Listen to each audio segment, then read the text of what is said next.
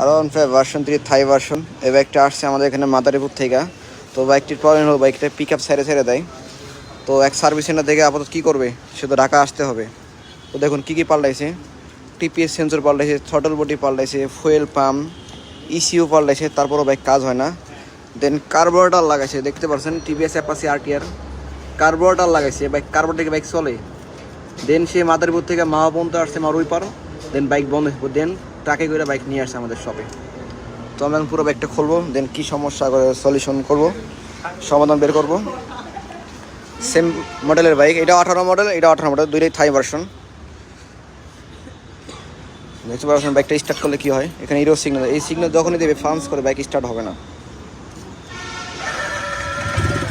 এই যে ফাল পাতাচ্ছে হিরোর সেক বাতি, তো বাইক আর স্টার্ট হবে না, তার মানে কি ইলেকট্রিক প্রবলেম।